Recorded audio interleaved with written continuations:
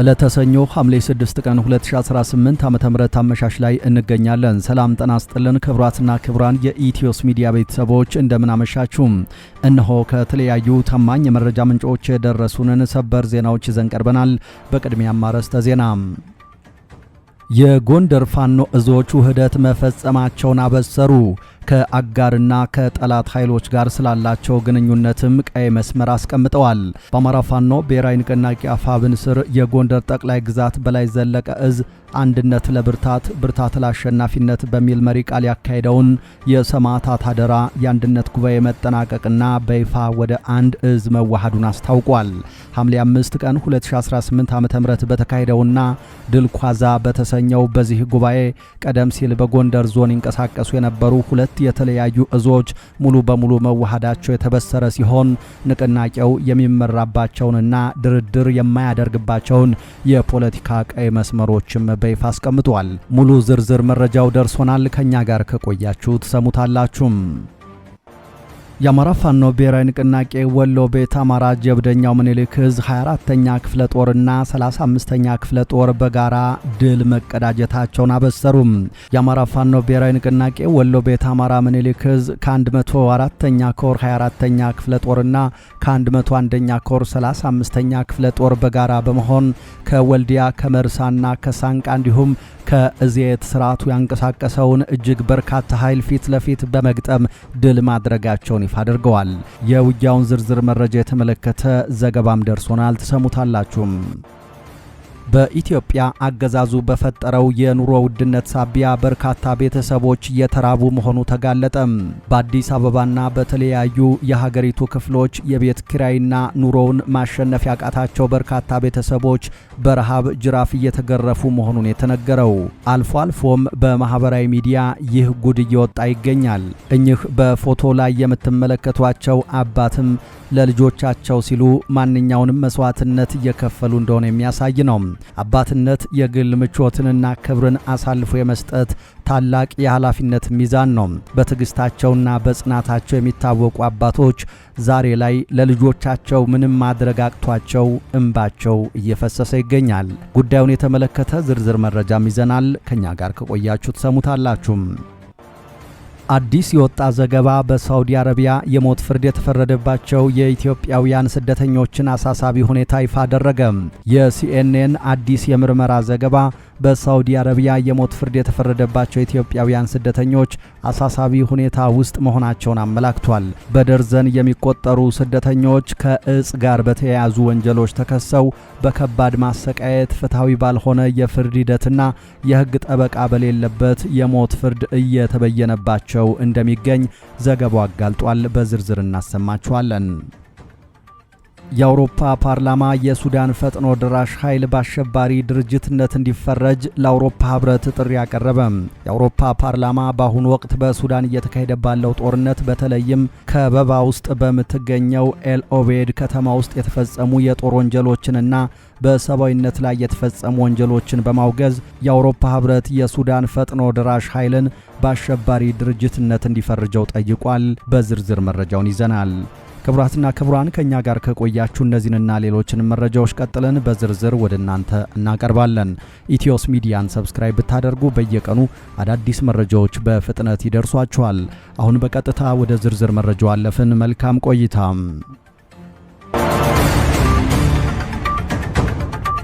የጎንደር ፋኖ እዞች ውህደት መፈጸማቸውን አስታወቁም። ከአጋርና ከጠላት ኃይሎች ጋር ስላላቸው ግንኙነትም ቀይ መስመር አስቀምጠዋል። በአማራ ፋኖ ብሔራዊ ንቅናቄ አፋብን ስር የጎንደር ጠቅላይ ግዛት በላይ ዘለቀ እዝ አንድነት ለብርታት ብርታት ለአሸናፊነት በሚል መሪ ቃል ያካሄደውን የሰማዕታት አደራ የአንድነት ጉባኤ መጠናቀቅና በይፋ ወደ አንድ እዝ መዋሃዱን አስታውቋል። ሐምሌ 5 ቀን 2018 ዓ.ም በተካሄደውና ድል ኳዛ በተሰኘው በዚህ ጉባኤ ቀደም ሲል በጎንደር ዞን ይንቀሳቀሱ የነበሩ ሁለት የተለያዩ እዞች ሙሉ በሙሉ መዋሃዳቸው የተበሰረ ሲሆን ንቅናቄው የሚመራባቸውንና ድርድር የማይደረግባቸውን የፖለቲካ ቀይ መስመሮች በይፋ አስቀምጧል። እዙ ባወጣው መግለጫ ንቅናቄው የሚታገልለትን የአማራ ሕዝብ ጥቅምና መብት ለማስከበር ግንኙነትና ትብብር የሚደረግባቸውን እንዲሁም ፍጹም ግንኙነት የማይደረግባቸውን አካላት በሚከተለው መልኩ ለይቷል። የአማራን ግዛቶች የመውረር ፍላጎት ከማይፈልጉ፣ በአማራ ሕዝብ ላይ ጠላትነት ከሌላቸው፣ በኢትዮጵያ ሉዓላዊነትና አንድነት ላይ ከማይደራደሩና በብሔራዊ ጥቅሞች ላይ ልዩነት ከሌላቸው ኃይሎች ጋር አብሮ ለመስራት ንቅናቄው ዝግጁ መሆኑን ገልጿል። በተጨማሪም የሀገረ መንግስቱ ስጋት የሆነውና የሀገርና የህዝብ የጥላቻ ግንብ ተደርጎ የተፈረጀው የህወሓት ኢህአዴግና የኦህዴድ ብልጽግና ህገ መንግስት መቀየር አለበት ብለው ከሚያምኑ አካላት ጋር ለመተባበር ዝግጁ መሆኑን አስታውቋል። በአንጻሩ የአማራን ህዝብ በጠላትነት ከፈረጁ፣ በኢትዮጵያ አንድነት ከማያምኑ እንዲሁም የአማራን ታሪካዊ ርስቶች በመውረር የራሳቸውን ሀገር ለመመስረት አልመው ከሚንቀሳቀሱ አካላት ጋር ንቅናቄው ምንም አይነት ግንኙነት አይኖረውም ሲል ጥብቅ ውሳኔ አስተላልፏል። የጎንደር ጠቅላይ ግዛት በላይ ዘለቀ እዝ ይህንን የህዝብ አቋምና የተቀመጠውን ቀይ መስመር ሙሉ በሙሉ ለማስፈጸም ፍጹም ዝግጁ መሆኑን ለህዝቡና ለሰራዊቱ በይፋ ገልጿል። እዙ ሂደቱ የዘገየበትን ምክንያት ሲያብራራ የቀጠናውን መጠናከር የሚፈሩ የጠላት እጆች መኖራቸው እንደተጠበቀ ሆኖ ወፍራም እንጀራ ቶሎ አይበስልም እንደሚባለው ልዩነቶችን ለማስታረቅና ክፍተቶችን በመሙላት ጠንካራ አንድነት ለመፍጠር ረዥም ጊዜ መውሰዱን ገልጿል። ይህም ውህደት ጊዜያዊ ሳይሆን እስከ መስቀሉ ስር ለመተማመን የሚያስችል እውነተኛ አንድነት መሆኑን ጠቅሷል። በተጨማሪም ንቅናቄው የአማራ ህዝብ ጥያቄዎች አንድ ባንድ እስኪመለሱ፣ የተገደሉትና የተፈናቀሉት ወገኖች ተመጣጣኝ ፍትህ እስኪያገኙ፣ በታሪክ ላይ የተዘራው የሐሰት ትርክት ተፍቆ በእውነተኛው እስኪተካና ሀገራችን ኢትዮጵያ ወደ ቀደመ ገናና ክብሯ እስክትመለስ ድረስ ትግሉን አጠናክሮ እንደሚቀጥል ቃል ገብቷል። በመጨረሻም ከ10 ዓመታት በፊት በዚሁ ዕለት የቀድሞውን ስርዓት ለመገርሰስ የትግል ችቦ በጎንደር መለኮሱን ያስታወሰው መግለጫው የዛሬው ውህደትም ታሪክ ራሱን የደገመበትና የድል ቀንን የሚያቀርብ ታሪካዊ ክስተት ነው ብሎታል። የአማራ ፋኖ ብሔራዊ ንቅናቄ ወሎ ቤት አማራ ጀብደኛው ምኒልክ ዕዝ 24ኛ ክፍለ ጦርና 35ኛ ክፍለ ጦር በጋራ ታላቅ ጀብዱ መፈጸማቸውን ይፋ አደረጉም። የአማራ ፋኖ ብሔራዊ ንቅናቄ ወሎ ቤት አማራ ምኒልክ ዕዝ ከ104ኛ ኮር 24ኛ ክፍለ ጦርና ከ101ኛ ኮር 35ኛ ክፍለ ጦር ከወልዲያ፣ ከመርሳ፣ ከሳንቃ እንዲሁም ከእዜት ስርዓቱ በብዛት አግተልትሎ ወደ ደቡብ ወሎ አምባሰል ወረዳ ያስገባውን ኃይል ፊት ለፊት በመግጠም ድል አድርገናል ብለዋል። በዚህ አውደ ውጊያ ላይ ከጧቱ 2 ሰዓት ተኩል ጀምሮ በተደረገ ተጋድሎ የስርዓቱን ጦር በተጠና ጥቃት ከ75 በላይ የሚሆነውን መደምሰስ ሲቻል ከ30 በላይ የሚሆነውን በማቁሰል ድል መጎናጸፍ ችለናል ብለዋል። ይህ ከተለያየ ቦታ በገፍ ተሰባስቦ የመጣው ኃይል ከባድ የተባለ ያጸፋ ጥቃት ከፋኖ ሲከፈትበት ነፍስ ያውጭኝ በማለት ወደ መጣበት እየተበታተነም ተመልሷል ብለዋል። በዚህ ሽንፈት የተበሳጨው ያገዛዙ ኃይል ከመርሳና ከጀነቶ ጀነራል መድፎችን ከጧቱ 4 ሰዓት ጀምሮ በዘፈቀደ ወደ ህዝባችን ያለማቋረጥ እስከ ቀኑ 9 ሰዓት ተኩል ድረስ ሙትና ቁስለኛውን ለማውጣት እየወረወረ ወይም እያስወነጨፈ ውሏል ብለዋል። በመጨረሻም በ4 ኦራል ሙትና ቁስለኛውን ወደ መርጦና ወልዲያ እያጓጓዘ አምሽቶ በከባድ መሳሪያ ሽፋን እያግተለተለ ያመጣውን ኃይል ወደ እዜትና መርጦ ተመልሷል ብለዋል።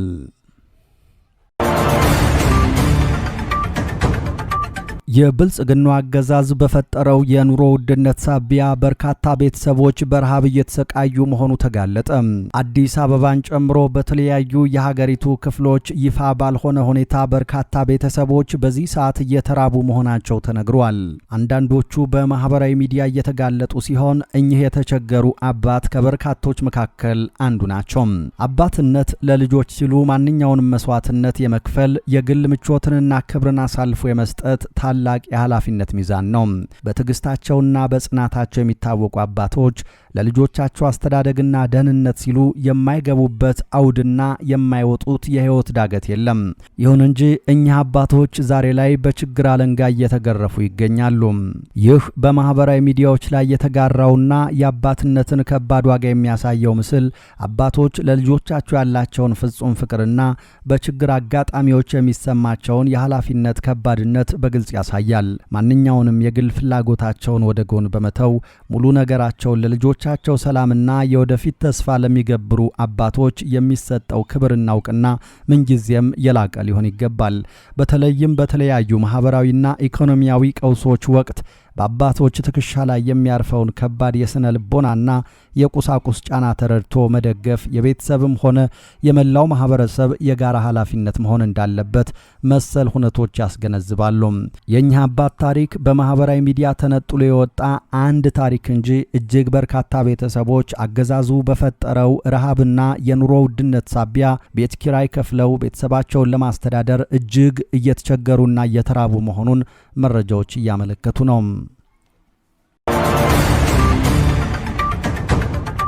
አዲስ የወጣ ዘገባ በሳውዲ አረቢያ የሞት ፍርድ የተፈረደባቸው ኢትዮጵያውያን ስደተኞች አሳሳቢ ሁኔታን ይፋ አደረገ።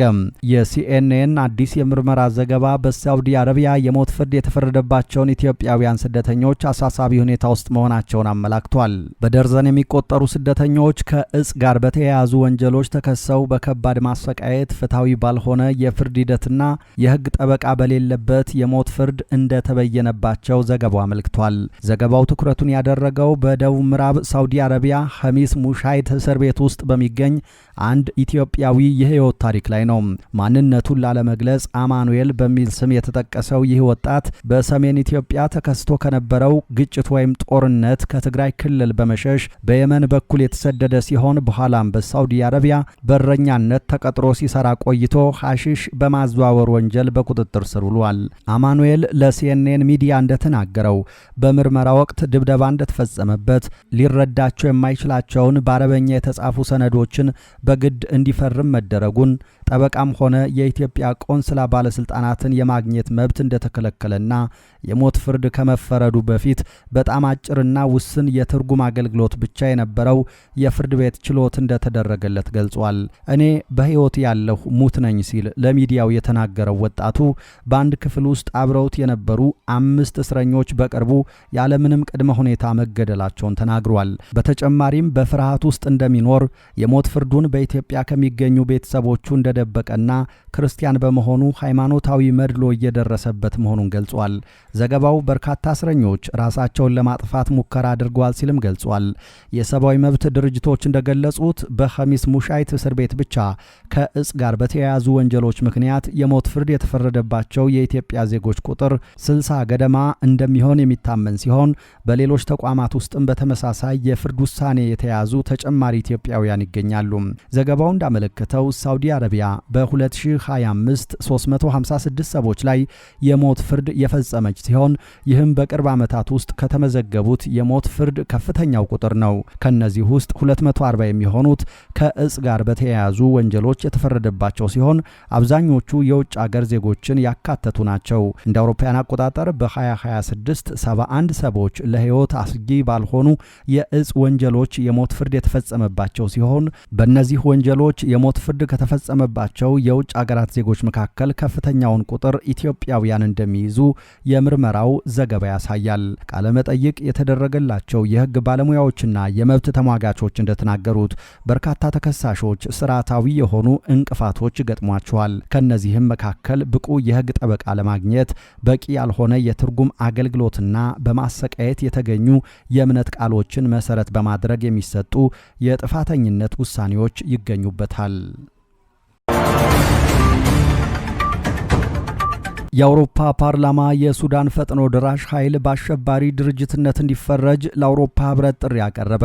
የአውሮፓ ፓርላማ በአሁኑ ወቅት በሱዳን እየተካሄደ ባለው ጦርነት በተለይም ከበባ ውስጥ በምትገኘው ኤል ኦቤድ ከተማ ውስጥ የተፈጸሙ የጦር ወንጀሎችን እና በሰብአዊነት ላይ የተፈጸሙ ወንጀሎችን በማውገዝ የአውሮፓ ህብረት የሱዳን ፈጥኖ ደራሽ ኃይልን በአሸባሪ ድርጅትነት እንዲፈርጀው ጠይቋል።